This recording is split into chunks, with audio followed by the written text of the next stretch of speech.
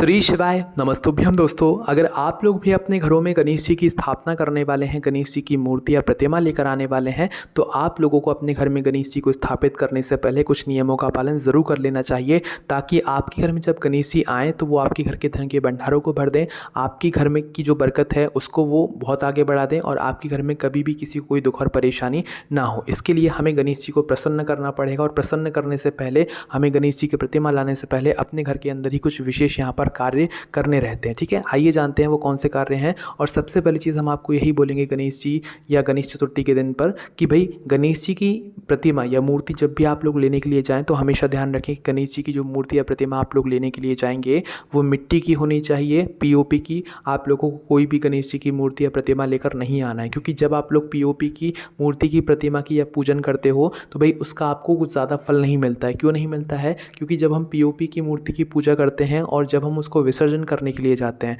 तो पीओपी एक ऐसी चीज़ होती है जो कि पानी में जाकर मिलती नहीं है। वो जैसी है वो वैसी ही बनी रहती है, ना वो टूटती है ना वो मुड़ती है, कुछ नहीं रहता है।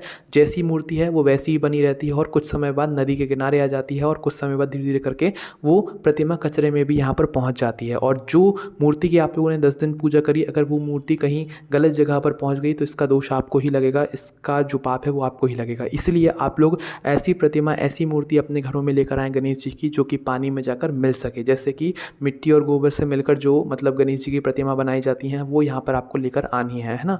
आप चाहो तो अपने घर पर भी गणेश जी की प्रतिमा बना सकते हो अगर बनाना चाहो तो, अन्यथा बाजार भी जाओ तो भाई ऐसी आपको मूर्ति या प्रतिमा लेकर आना है जो कि मिट्टी की हो। हालांकि पीओपी की जो मतलब प्रतिमा होती है वो देखने में सुंदर लगती है ना, बस इस वजह से जो है लोग उन्हें खरीद कर लेकर आते हैं, और लोग खरीद कर लेकर आते हैं इस वजह से वो बाज़ारों में बिक रही हैं। अगर आप उन्हें खरीदना बंद कर दोगे तो सभी जो भी बाज़ार में बेचने आते हैं गणेश जी की मूर्ति वो भी मिट्टी की बना कर लेकर आएंगे। अभी जो ज़्यादातर मूर्तियाँ बिकती हैं वो पीओपी की बिकती हैं, बल्कि ऐसा नहीं होना चाहिए, मिट्टी की मूर्तियाँ ज़्यादा होनी चाहिए, क्योंकि वही मतलब जल के लिए भी अच्छी रहती हैं, जो कि हम लोग नदी में विसर्जन करते हैं, नदी के लिए भी अच्छी रहती है, और हमारी जो पूजन है उसका भी हमें पूर्ण फल मिल जाता है, क्योंकि वो मिट्टी की मूर्ति पानी में घुल मिल जाती है। ठीक है, और गणेश जी अपने सही स्थान पर यहाँ पर पहुँच जाते हैं। तो इस वजह से आपको सबसे पहले नियम का यही पालन करना है कि गणेश जी की प्रतिमा लाने से पहले आपको जो है गणेश जी की जो मूर्ति लेकर आओगे वो मिट्टी की ही लेकर आना है, और उनका मुंह कवर करके लेकर आना है। ऐसे खुले मुंह के साथ उनको अपने घर में नहीं लेकर आना है। ठीक है, गणेश जी को जब आप अपने घर पर लेकर आओ तो ध्यान रखना कि अपने घर में उनकी स्थापना शुभ मुहूर्त के अंतर्गत हो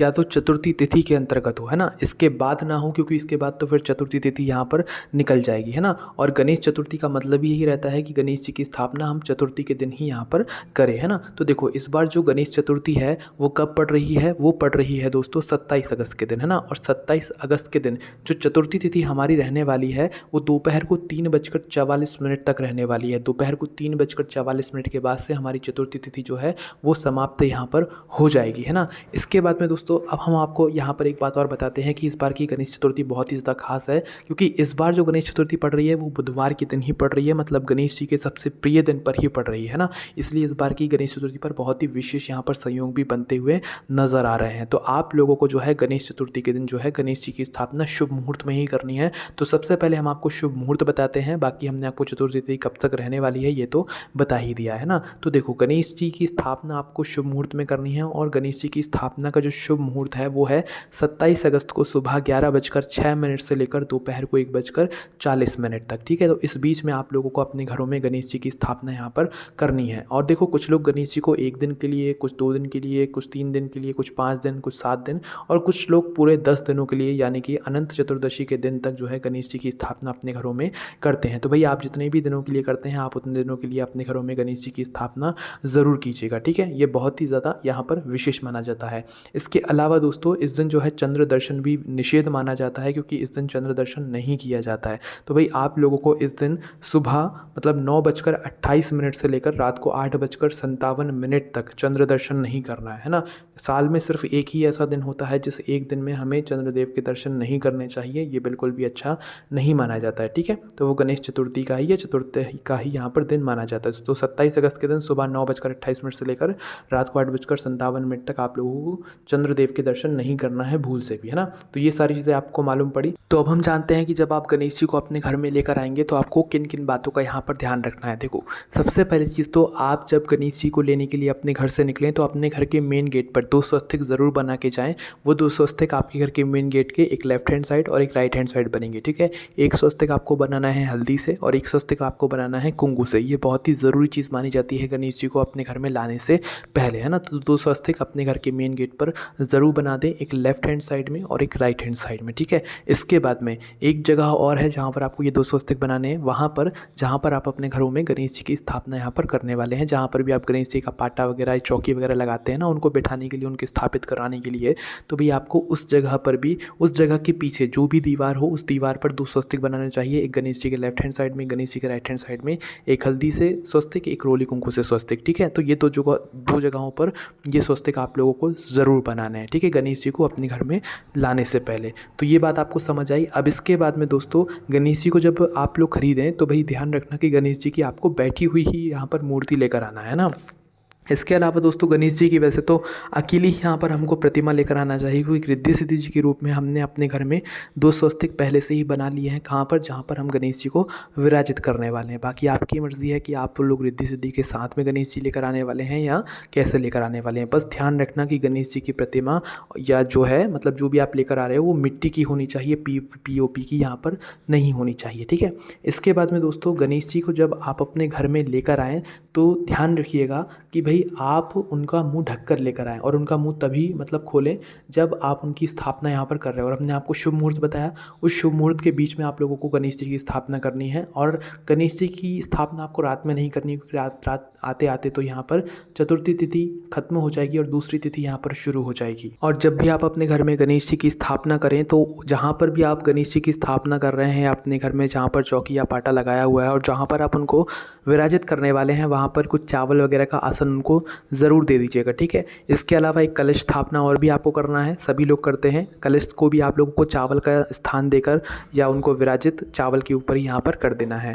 और जब तक भी आपके घर में गणेश जी की आप स्थापना करेंगे, 2 चीज़ों को बिल्कुल भी पूरे दिनों तक नहीं लाना है जब तक कि आप उनका विसर्जन ना कर दें। एक तो गणेश जी की प्रतिमा, और दूसरी जो चीज़ है वो है आपका कलश, जिसका आप लोग यहाँ पर स्थापना करते हैं गणेश जी की प्रतिमा के साथ में। तो ये 2 चीज़ों को आप लोगों को जब तक नहीं लाना है जब तक आपके घर में गणेश जी का यहाँ पर विसर्जन ना हो जाए। इसके अलावा गणेश जी की आपको सुबह शाम यहाँ पर पूजन आरती करनी है, सुबह शाम उनके फूल बदलना है ना। और रात होने से पहले पहले जब आप सोने के लिए जाएँ तो हो सके तो उनके पहले जो फूल चढ़े हुए हैं वो आप उतार कर ही यहाँ पर सोइएगा, है ना। इसके अलावा उनको सुबह शाम दूर्वा विशेष रूप से आप लोग चढ़ाइएगा, शमी पत्र भी चढ़ाए जाते हैं जो कि उनको बहुत प्रिय होते हैं।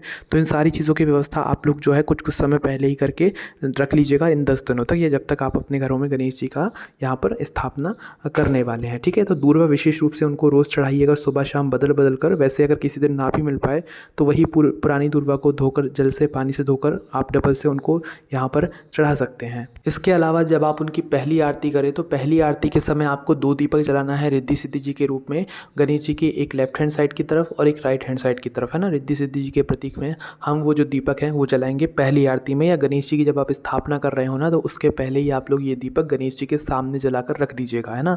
ये दीपक मिट्टी के होंगे, लंबी बत्ती के होंगे और शुद्ध देसी गाय के घी के होंगे। 2 दीपक आपको तैयार करना है, एक लेफ्ट हैंड साइड रख देना है गणेश जी का और एक राइट हैंड साइड रख देना है, ठीक है। उसके बाद फिर गणेश जी की स्थापना आपको कर देना है, या स्थापना के बाद भी आप लोग जला सकते हो, या जब भी आप पहली आरती करो गणेश जी की उस समय भी आप जला सकते हो। और अगर हम आपको यहाँ पर एक छोटा सा उपाय बता दें तो अगर उस उपाय को आप लोग यहाँ पर कर लेते हो ना तो आपकी पूजा जो है वो भगवान स्वीकार यहाँ पर कर लेते हैं। जब भी भगवान गणेश जी की जब आप स्थापना कर लें और स्थापना करने के बाद जब आप उनकी पहली पूजन कर रहे हो या पहली आरती कर रहे हो तो उस समय आपको उनका यहाँ पर एक नाम लेना है। वो नाम कौन सा है वो यहाँ पर हम आपको यहाँ पर बता देते हैं। तो देखिए, उनका आपको यहाँ पर नाम लेना है धूम्रवर्ण, है ना। गणेश जी का ये धूम्रवर्ण नाम लेना है और आप लोगों को जो है धूप बत्ती या मतलब गोबरी की कंडी करके आप लोगों को गोकुल लोबान से जो है उस पर एक तरीके से हवन भी ज़रूर कर देना। चाहो तो नॉर्मल धूप बत्ती जला सकते हो, और अगर धूप बत्ती ना हो तो फिर उसकी जगह पर आप एक कंडी को जलाकर, गोबरी को जलाकर आप उसके उसके ऊपर जो है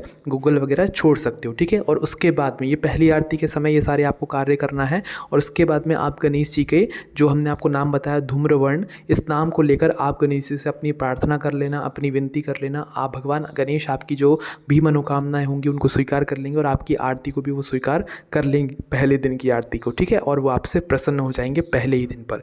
इसके बाद में दोस्तों हम आपको बता दें कि जो आप दूर्वा भगवान गणेश जी को समर्पित करेंगे, गणेश जी को जो दूर्वा चढ़ाई जाती है वो कभी भी कलावे से बांध कर नहीं चढ़ाई जाती है। गणेश जी के जो दूर्वा हम तोड़ कर लेकर आते हैं वो जो दूर्वा बांधी जाती है, क्योंकि एक दूर्वा तो हम चढ़ाते नहीं, दूर्वाओं का बंडल चढ़ाते हैं, तो बंडल को क्या करते हैं हम लोग बांधते हैं। तो वो आपको जो बंडल आप बांधोगे दूर्वा का, वो आपको दूर्वा के सहारे से ही बांधना है। एक अलग से दूर्वा ले लेना है और उसी दूर्वा से नीचे दूर्वा के बंडल को बांध देना है। उसके बाद फिर आपको गणेश जी को ये दूर्वा चढ़ाना है। गणेश जी को ये दूर्वा किस साइड चढ़ाई जाती है, ये भी एक बहुत ज़रूरी प्रश्न है। देखो, गणेश जी का एक टूटा हुआ दांत होगा, जो भी आप गणेश जी की मूर्ति प्रतिमा लेकर आओगे उसमें एक टूटा हुआ दांत होगा। तो गणेश जी को जो दूर्वा चढ़ाई जाती है वो हमेशा उस साइड चढ़ाई जाती है जिस साइड पर गणेश जी का टूटा हुआ दांत होता है ना। तो उस टूटे हुए दांत के पास आप लोगों को गणेश जी को दूर्वा चढ़ानी चाहिए, दूर्वा समर्पित करनी चाहिए, ठीक है। इसके बाद में दोस्तों कितनी दूर्वा आपको किस कामना के लिए समर्पित करना है इन गणेश चतुर्थी के दिनों में, 10 दिनों में, वो भी सुन लीजिए। देखिए, अगर आप किसी मनोकामना के लिए भगवान गणेश जी को दूर्वा समर्पित कर रहे हैं तो 21 दूर्वा की गांठ बनाकर, और मतलब 21 दूर्वा को दूर्वा के सहारे से ही आपको बांध कर जो है यहाँ पर आप लोगों को जो है मतलब अपनी मनोकामना बोलकर भगवान गणेश जी को समर्पित कर देना है। इसके बाद में अगर वंश वृद्धि के लिए आप लोग दूर्वा चढ़ाना चाहते हैं तो 11 दूर्वा का बंडल बनाकर आप वंश वृद्धि की प्रार्थना करके गणेश जी को ये दूर्वा चढ़ा सकते हैं, अपने ही घर में जो गणेश जी के आपने स्थापना करी हुई है उनके लिए, ठीक है। इसके बाद में अगर आपका कोई कार्य है, कार्य सिद्धि के लिए मतलब दूर्वा चढ़ाना चाहते हैं तो 7 दूर्वा का बंडल बनाकर गणेश जी को आप चढ़ा दीजिए, आपकी कार्य में आपको सफलता मिल जाएगी। इसके अलावा अगर आपको कोई एग्जाम में पास होना है, एग्जाम आपका निकल नहीं रहा है, तो उस एग्जाम को पास कराने के लिए आप 5 दूर्वा का बंडल बनाइए और जिस भी व्यक्ति का एग्जाम है, जिस भी बच्चे का एग्जाम है, वह 5 दूर्वा भगवान गणेश जी को समर्पित कीजिए। उसके बाद आप खुद चमत्कार देखना कि आपका वह काम पूरा हो ही जाएगा जिस भी कामना के साथ में आपने ये दूर्वा यहाँ पर चढ़ाई हुई है। इस तरीके से आप लोगों को गणेश चतुर्थी के दिन भगवान गणेश जी की स्थापना करना है और उनको दूर्वा चढ़ाना है। और उनके लिए जो भी मोदक, लड्डू वगैरह का जो भी भोग आप लेकर आएंगे वो रोज़ आपको सुबह शाम बदलना है। जो पुराना भोग हो जाएगा वो आप प्रसाद के रूप में यहाँ पर ले सकते हैं, उनको रोज़ सुबह शाम नया नया आपको यहाँ पर भोग लगाना है, ठीक है। लड्डू या मोदक जो भी आप लेकर आना चाहें वो लेकर आ सकते हैं। इसके अलावा अगर आपके मन में कोई भी प्रश्न है गणेश चतुर्थी से जुड़ा हुआ, स्थापना से जुड़ा हुआ, विसर्जन से जुड़ा हुआ, तो उसे आपसे कमेंट करके यहाँ पर पूछ सकते हैं। ओम नमः शिवाय, जय भोले बाबा, श्री शिवाय नमस्तुभ्यम।